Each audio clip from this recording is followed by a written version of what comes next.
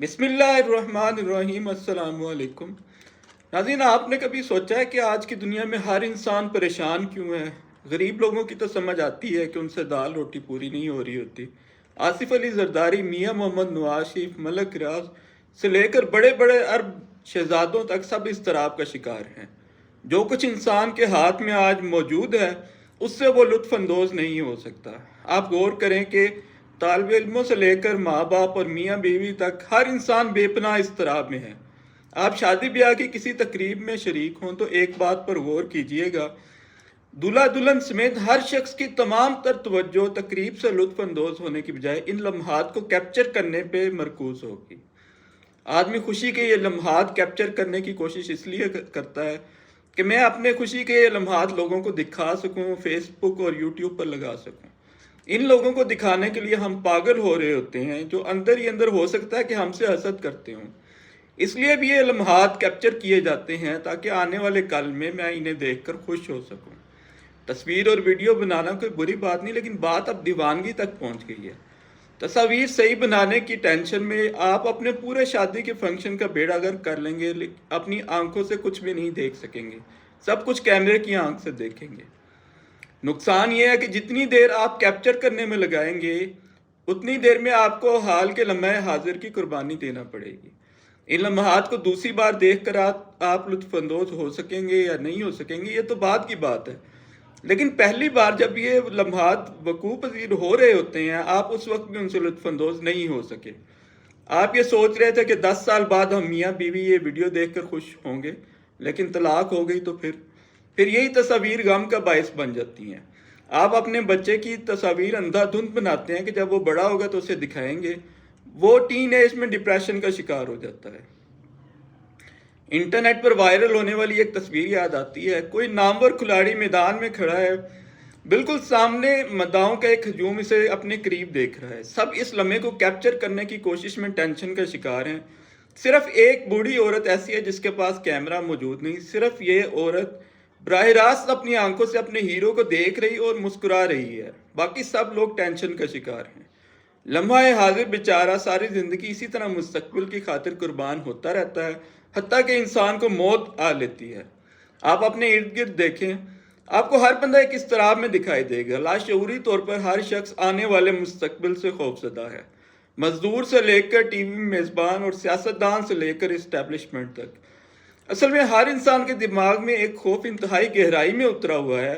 یہ خوف کہتا ہے کہ آنے والے کل میں اس کے ساتھ کوئی بہت برا ایونٹ ہونے والا ہے جس کی ابھی سے تیاری کر لینی چاہیے۔ انسان کے دماغ میں گہرائی تک اتر کر یہ انسان کے لاشعور میں ایک خوف پیدا کر دیتا ہے کہ ایک دن آئے گا جب مجھے بھوک لگی ہوگی اور کھانا نہیں ہوگا۔ انسان جتنا مرضی غریب ہو جائے، بھوکا مرنے کا یہ خوف اس کا دماغ سے نہیں نکلتا۔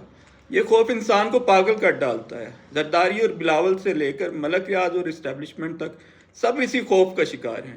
یہ خوف انسان کو اس بات پر اکساتا ہے کہ جس قدر ہو سکے دولت اکٹھی کر لی جائے۔ اگر انسان مستقبل کے لیے اپنے لمحہ حاضر کو قتل کرنے پہ اتر آئے تو پھر اس کے نتائج بہت خوفناک ہوتے ہیں۔ یہ نتائج کیا ہیں؟ پہلی بات تو یہ ہے کہ مستقبل کو آپ دیکھ ہی نہیں سکتے جبکہ حال کو آپ دیکھ سکتے ہیں۔ آج میرے پاس کھانا موجود ہے، میری صحت ٹھیک ہے، اللہ نے اولاد عطا کی ہے، تو آج میں ان نعمتوں سے لطف اندوز ہو سکتا ہوں، لیکن میں اپنے مستقبل کی ٹینشن میں ان نعمتوں سے لطف اندوز نہیں ہو سکوں گا۔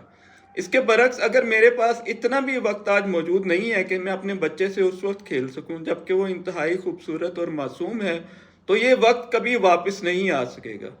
دن رات میں اپنا مستقبل محفوظ کرنے میں لگا رہتا ہوں، اور جب اپنے تئیں اسے محفوظ کرنے میں کامیاب ہو جاتا ہوں تو ساتھ ہی مجھے دل کی بیماری لاحق ہو جاتی ہے۔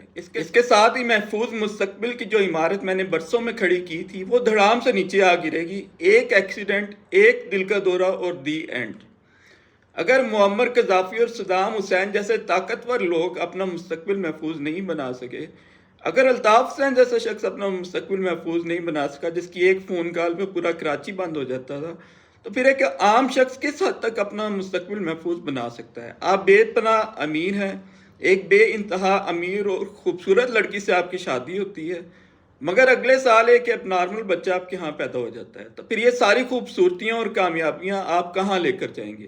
یہ دنیا آزمائش کے لیے بنی ہے، کوئی بھی انسان اس آزمائش سے ایگزمپٹ نہیں ہے. یہ آزمائش کسی نہ کسی شکل میں تو آنی ہے.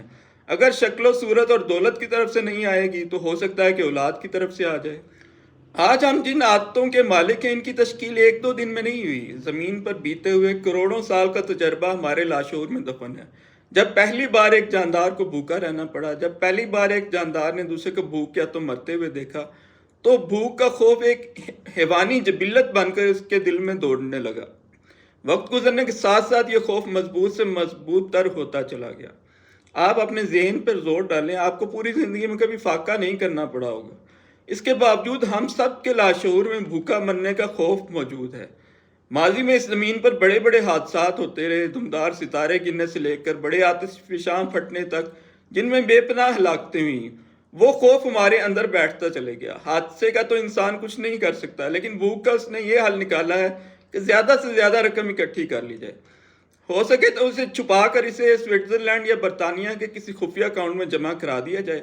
برطانیہ اور سوئٹزرلینڈ میں جو فلیٹ اور خفیہ بینک اکاؤنٹ زرداریوں اور شریفوں نے مستقبل محفوظ کرنے کے لیے بنائے تھے، وہ بعد میں ان کی ذلت کا باعث بنتے رہے. میں نے ایک کالم لکھا تھا، ملک احمد نامی ایک شخص سفر کے دوران گندم کی ایک بوری اپنی پیٹھ پر لاد لیتا ہے. اس نے اپنا سفر بے حد اذیت ناک بنا لیا تھا. آخر میں وہ یہ گندم کھانے سے پہلے ہی مر جاتا ہے. کنگلے اگر پریشان ہیں تو ہیں، ارب پتی اور کھرب پتی کیوں پریشان ہیں؟ اس کی وجہ یہ ہے کہ نفس لاشعور کو یقین دلا دیتا ہے کہ زیادہ سے زیادہ دولت اکٹھی کرنے سے مستقبل محفوظ ہو جائے گا. اپنی 38 سالہ زندگی میں نے آج تک کسی غریب سے غریب شخص کو بھی بھوک سے مرتے ہوئے نہیں دیکھا. البتہ بھوکا مرنے کا خوف امیروں اور غریبوں میں یکساں نظر آتا ہے. یہی وجہ ہے کہ کئی اینکر بھی آپ کو امیر سیاستدانوں کے در پہ حاضری دیتے نظر آتے ہیں. مزے کی بات یہ ہے کہ ان سیاستدانوں کا اپنا حال اینکر سے زیادہ پتلا ہے. بھوک سے کوئی نہیں مر رہا، لیکن بھوک کا خوف سب کو مار رہا ہے. مستقبل کے اس خوف میں سب سے بڑا المیہ حال کے لمحہ حاضر کے ساتھ پیش آتا ہے.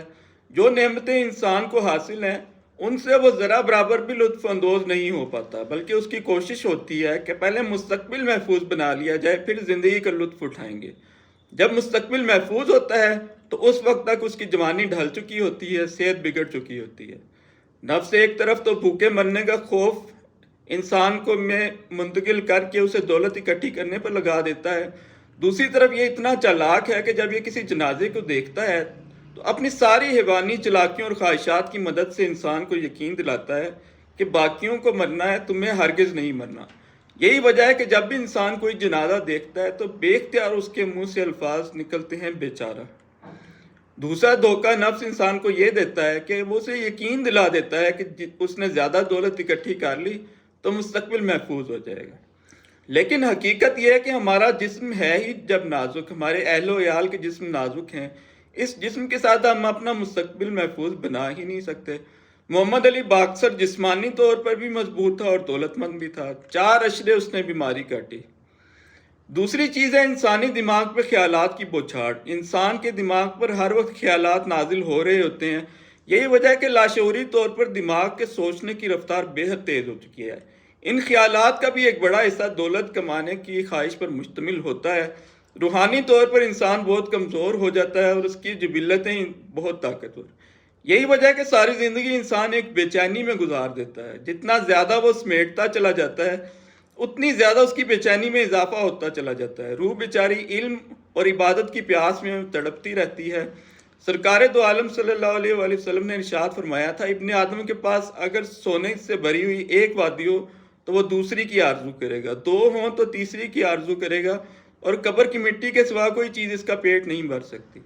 اللہ جسے محفوظ رکھنا چاہے وہ غزہ کی جنگ کے دوران بھی محفوظ رہے گا اور مطمئن بھی. جس کے نصیب میں پریشانی ہے اسے اس کے محل میں بھی پہنچ کر رہے گی.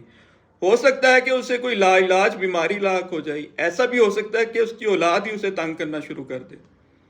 اس ساری داستان کا خلاصہ یہ ہے کہ یہ جسم ایسا نہیں کہ انسان اس میں بیٹھ کر محفوظ مستقبل کے سپنے دیکھ سکے.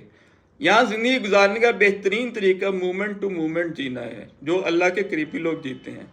ورنہ زیادہ وسائل اکٹھے ہونے کے باوجود انسان کے خوف میں اضافہ ہی ہوتا چلا جاتا ہے.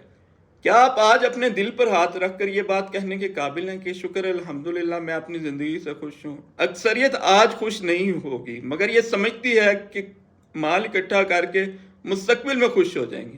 یہ مستقبل ایک سراب ہے، خوش وہی ہے جو حال میں خوش ہے، ورنہ انسان کسی حال میں خوش نہیں ہوتا۔